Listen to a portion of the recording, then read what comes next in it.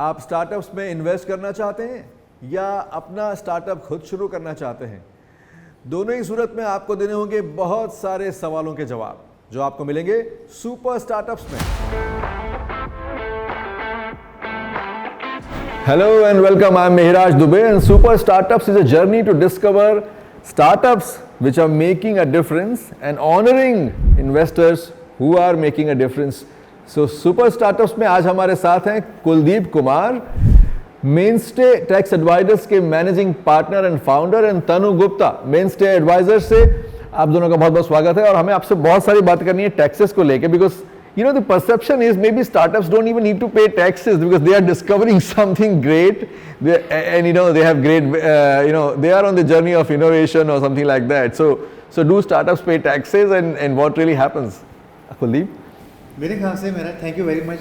सबसे पहले तो आज सैटरडे को बुलाने के लिए, एंड सेकंड इज दैट आपका जो उत्तर है वो आपके क्वेश्चन में छिपा हुआ है जी, कि जब भी कोई स्टार्टअप करते हैं, अरे अभी तो हमने शुरू किया है, तो सबसे पहला प्रश्न ये उठता है कि क्या आपको अपने टैक्स की ऑब्लिगेशन के बारे में जानना बड़ा ज़रूरी है। हम देखते हैं कि आप रिटर्न फाइल करने का सीज़न चल रहा है, आपको मैसेजेस आते हैं आपने अपनी रिटर्न फाइल नहीं की, दिन में नज़दीक आने वाले हैं, आप ट्वीट देखते हैं। आई थिंक सबसे बड़ी ज़रूरी चीज़ यही है कि आपको अपने टैक्स ऑब्लिगेशन के बारे में पता होना चाहिए कि मेरे लिए क्या ऑब्लिगेशन हो सकती है। अगर आपने उस चीज़ को समझ लिया तो आपकी सबसे बड़ी समस्या पहले ही सॉल्व हो गई। तो उसके बाद आपको ध्यान रखना है कि आप उनको कैसे करेंगे। और दूसरी चीज़, जब भी आप कोई स्टार्टअप शुरू करते हैं, अब लगता है ये अभी हम शुरू कर रहे हैं तो इसको हम ग्रो करेंगे, तो उसका लीगल एंटिटी सेटअप क्या रखें, प्राइवेट कंपनी रखें, LLP रखें, क्योंकि हर एक लीगल एंटिटी का जो स्ट्रक्चर है उसकी ऑब्लिगेशन, उसकी कंप्लायंस ऑब्लिगेशन सब अलग अलग होती हैं। मेरे ख्याल से दो चीज़ें बहुत ज़रूरी हैं जिसके ऊपर आप बेस कर सकते हैं। all right, so I think so one thing you said that you need to know our tax burden to start with, or to understand what's my liability or something like that. Obligation. What are my obligations in terms of taxes, and then you're saying structure से ही आप taxes को sort कर लें।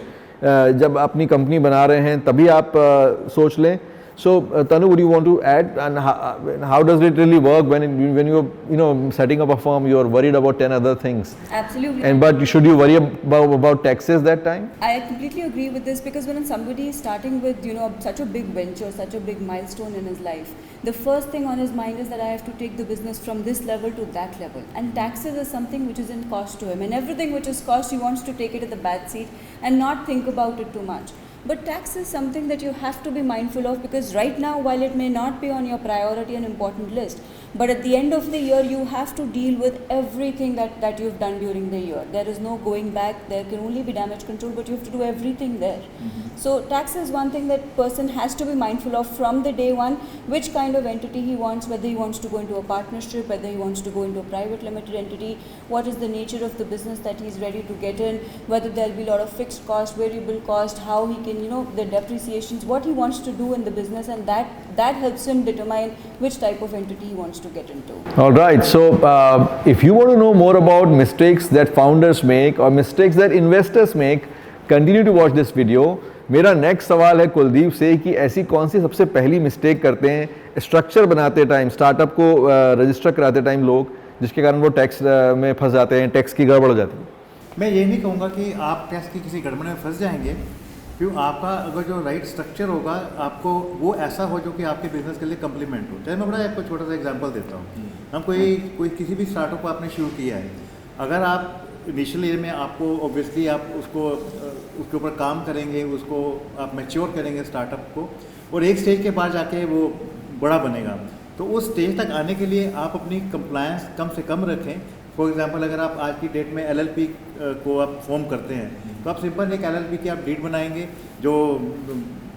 जिसमें कि partners की capital contribution या profit sharing या उनकी क्या क्या जिम्मेवारियाँ हैं बिजनेस में, उसके बारे में उसका सब विवरण होता है, और उसके बाद उसको कंपनी के साथ रजिस्टर करवाना है और आप काम करने के लिए तैयार हैं। सो आपने बताया कि लिमिटेड लायबिलिटी पार्टनरशिप बनाना है या उसको प्राइवेट लिमिटेड बनाना है, या अपने नाम पे करना है, या अपने नाम पे ही काम करना है। कौन सी सिचुएशन में, कौन से ऑप्शन में taxes are sorted better?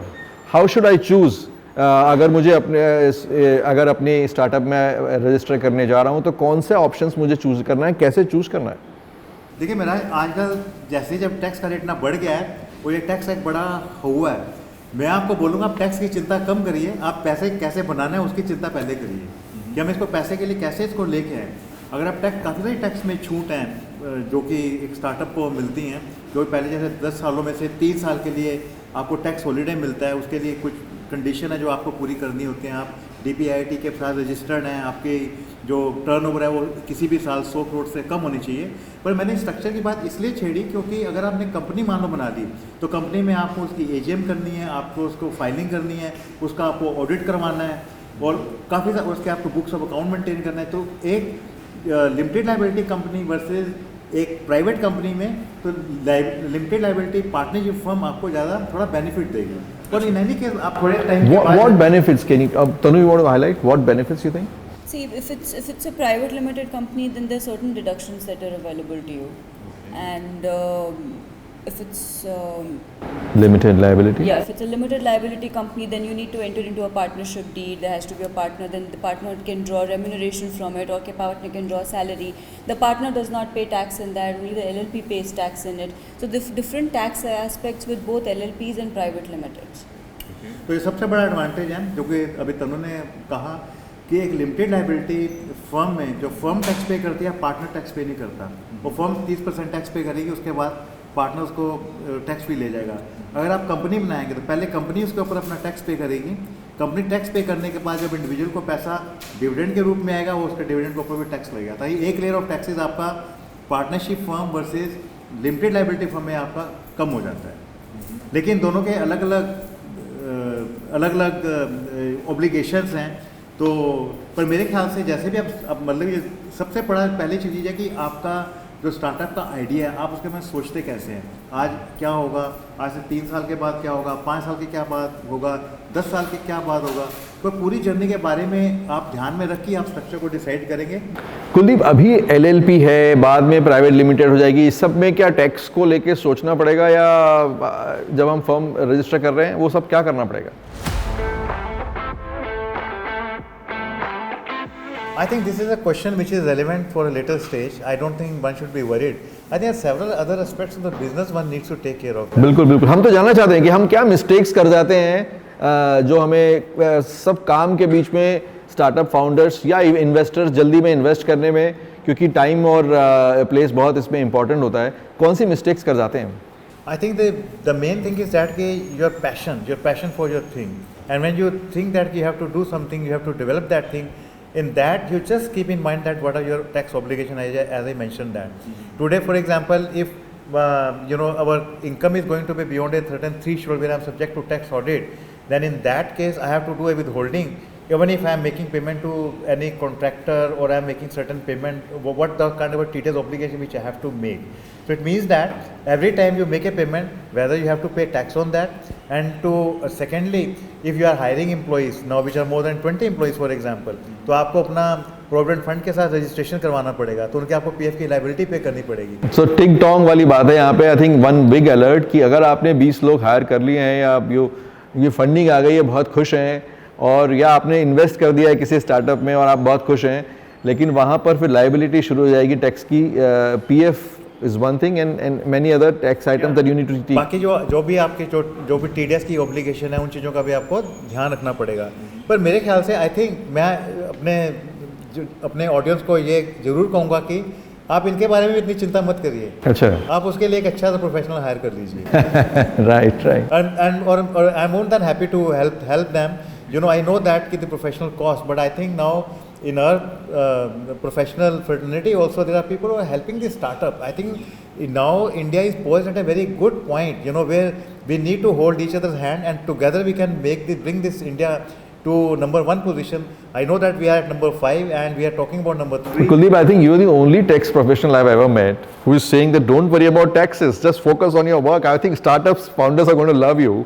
But but anyways, let me revise on 2-3 lessons that I have just learned. One is that first I must identify my tax obligation, what kind of structure my company has, I must know, and I also must know how many people are working in my startup, तो कितने लोग हैं मेरे startup में, मेरे startup का structure क्या है और मेरा टैक्स ऑब्लिगेशन क्या है, ये तो मुझे बेसिक जानना ही होगा।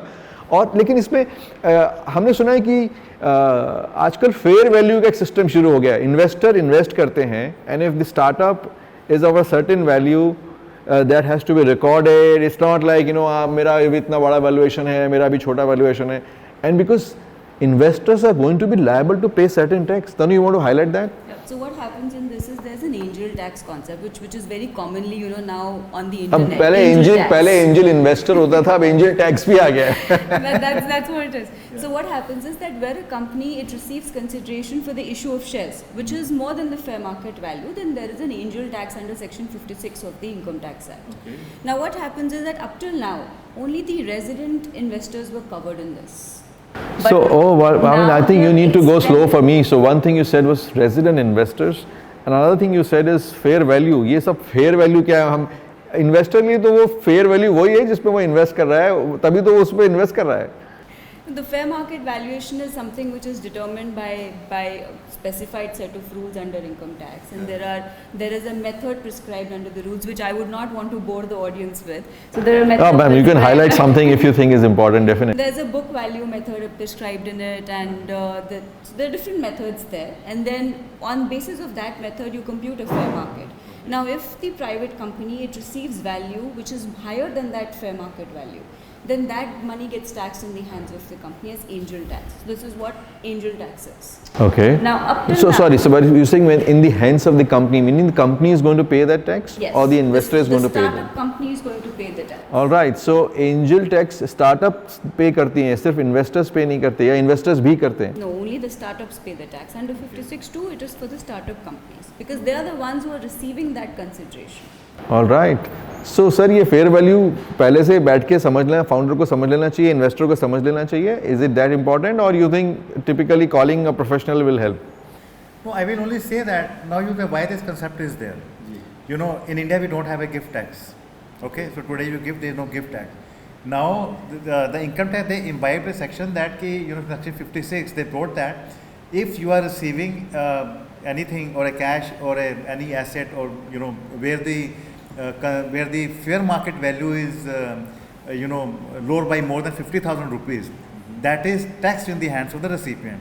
तो फॉर एग्जांपल अगर आज मैं महराज जी को 1 लाख का गिफ्ट देता हूँ कैश चेक से या कैश से, तो उसके ऊपर आपको 50,000 तक का नीचे होता तो टैक्स फ्री होता, अब 1 लाख है तो उसके ऊपर आपको टैक्स देना पड़ेगा. Okay. तो इसी तरह से अगर आपने किसी को शेयर अगर आपकी कंपनी की सस्ते में दे वैल्यू दिया काफ़ी है और आपने उसको मतलब कि कम वैल्यू है तो उस पर अब टैक्स लगता है.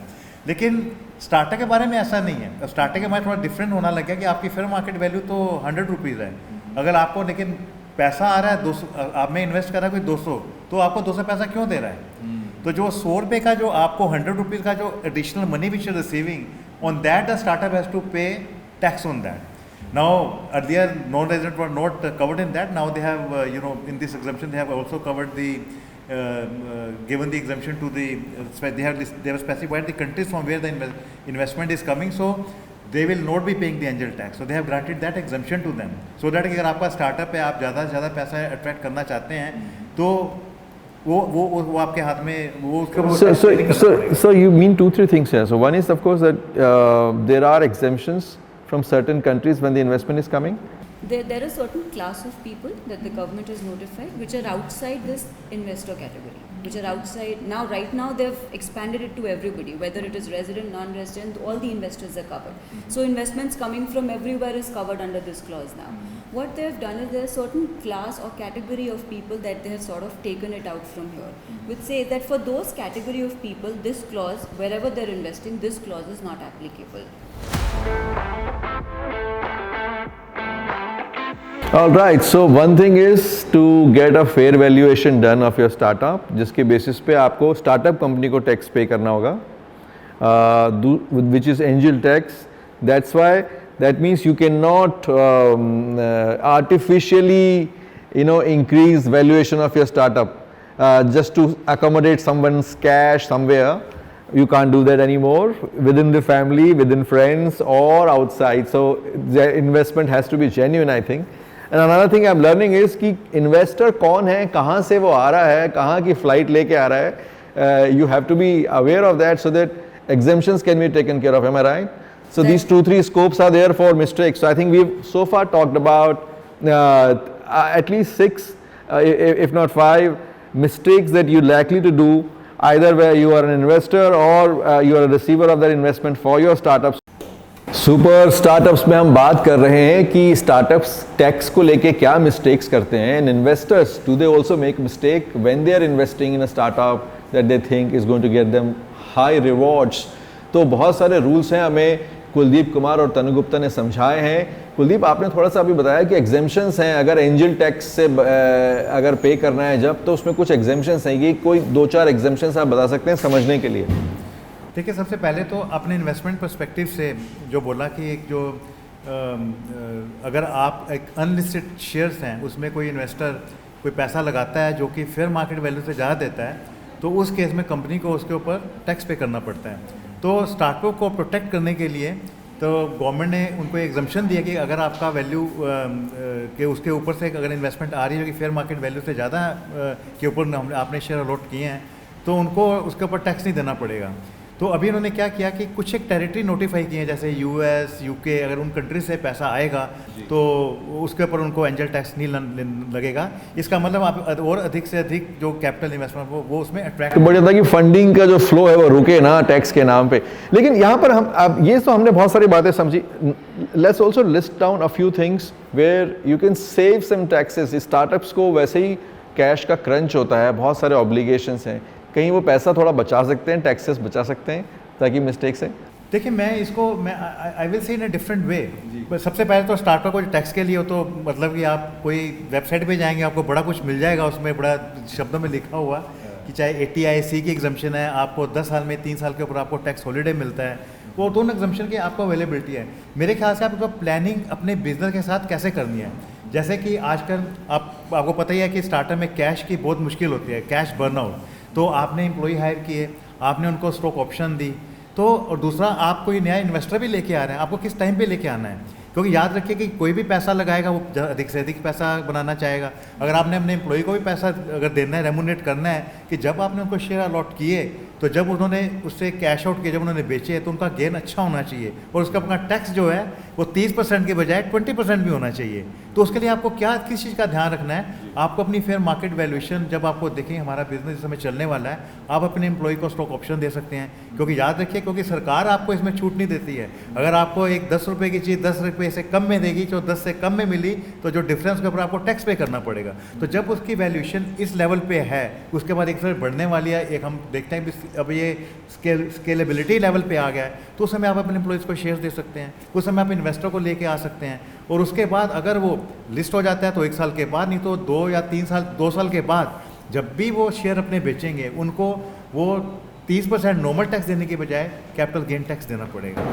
तो एम्प्लॉय स्टॉक्स या ESOPs को लेके टाइमिंग बहुत इंपॉर्टेंट है, ये समझ में आ रहा है मुझे. बिल्कुल. And I think a lot of people do this mistake, so that's also something to note down. आपको एक बिल्कुल ये गलती नहीं करनी है. Tanu, any other thing you want to highlight की प्लानिंग कैसे करनी है? See, I want to say that to better plan your tax, you have to better plan your finances. And to better plan your finances, from the day one, you have to keep your own finances and your business finances separate. Because at the initial stages, startup and you, the finances are like one, you sort of, it's your baby and the demarcation is very, very weak. Everything is yours, your money is there and everything is yours. So I think in the initial stages itself, you should always keep bank accounts, your expenses, your proofs, from which account you're spending, for which purposes. That should be very well kept in mind so that you get a deduction for all of those business expenses, which should be rightfully claimed. So are you saying शुरू से ही bank account separate होना चाहिए, अपने personal account से उसको मतलब उसमें mess up ना करें, मिक्सअप ना करें? Yeah, of course, absolutely. I mean, that's something which is business. Kuldeep? मैं सिर्फ ये कहूँगा कि अब इतनी अवेयरनेस है, अब हम एक ऐसी टेक्नोलॉजी के ऐसे टाइम में हैं, आपकी हर चीज़ सरकार को पता है. आप कोई फाइनेंशियल ट्रांजेक्शन करते हैं तो आप अपने बिजनेस को ऐसे स्ट्रक्चर करिए कि आपको किसी भी चीज़ में बाद में मुश्किल नहीं हो, कोई एक्सप्लेन करने में मुश्किल नहीं हो. जैसे तनु ने बोला अभी कि पर्सनल और अपने बिजनेस एक्सपेंसेस को आप अलग रखिए और ट्रक से डॉक्यूमेंट करिए. अब आपने पैसा अपने स्टार्टअप में लगाया, आपको किसी को पेमेंट करनी है, अच्छा मेरे आपने पेमेंट करनी, ये नहीं आप अपना चेक काट के उसको पेमेंट कर देंगे.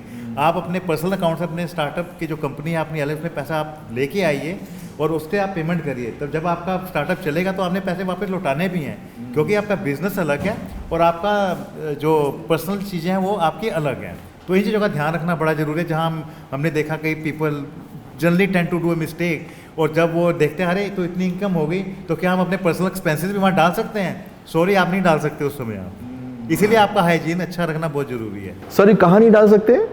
जैसे कि आपने आपका साल के आखिर में जब रिटर्न बनाते हैं तो आपको देखा रहे तो इनकम इतनी होगी, क्या मैं और खर्चा भी इस्तेमाल कर सकता हूँ डालने के लिए?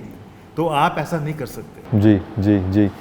मैं सिर्फ ये कहने की कोशिश कर रहा हूँ, जैसे कि मैं छोटा सा एग्जांपल देता हूँ। जैसे कि आप अपना स्टार्टअप है, आप काम करते हैं, आप अपना पर्सनल व्हीकल यूज़ कर रहे हैं, आप उसमें पेट्रोल भी डलवाते हैं, सब कुछ करते हैं, उसकी मेंटेनेंस भी कर रहे हैं, तो आप अपना कर रहे हैं, आप अपना बिजनेस के लिए भी उसको यूज़ कर रहे हैं। तो आप उसके लिए क्या करें कि आप अपने बिजनेस में उस खर्चे को कैसे लेके आएँ? जैसे कि आप उस गाड़ी को या तो अपने बिजनेस में ख़रीदें या किराए पे लें, या जो उसके एक्सपेंस है उसकी रीइंबर्समेंट आप एक हिसाब से अपने ऑफिस के, अपने जो स्टार्टअप है उस कंपनी में उसकी रीइंबर्समेंट क्लेम करें जो आप बिजनेस के लिए यूज़ कर रहे हैं। अगर साल के आखिर में आप आए, आपने बोला नहीं मैंने तो अपने ये गाड़ी यूज़ करी, मैंने पेट्रोल यूज़ किया, वो तो मेरा पर्सनल में यूज़ किया, नहीं ये तो मैंने यूज़ किया, इसको तो आप अपने ऑफिस में भी डाल दीजिए, वो आप नहीं डाल पाएंगे। जी जी। तो पैसा कहाँ से आ रहा है, कहाँ जा रहा है, किस अकाउंट से आप खर्च कर रहे हैं, ये सब आपको बहुत ध्यान से रखना होगा अगर आपको टैक्स प्लानिंग सही करनी है। अगर आप अर्ली स्टेज स्टार्टअप्स हैं, अगर आप बड़े स्टार्टअप भी हैं, तो पैसा इन्वेस्टमेंट का जो है वो कब आया, कहाँ से आया, उसके एग्जेम्पशंस आपको ध्यान रखने हैं और उसमें गलती नहीं करनी है। उम्मीद है आपकी ये स्टार्टअप जर्नी बहुत इंटरेस्टिंग होगी। Kuldeep Kumar and Tanu Gupta, thank you so much for joining us at super startups. Thank you very much. Thank you. Thank you Mehraj, thank you for having us here. Thank you. हाँ वो मैं रिकॉर्ड कर लेता हूँ, इसलिए partnership के लिए क्यों दे दिया है ना, ये इससे वो बैठे वो सब जगह चल जाए। मैंने इसलिए वो क्यों दे दिया था ना बीच में कि let me tell you who partnership, तो वो एक था it will work like a brake, that's it.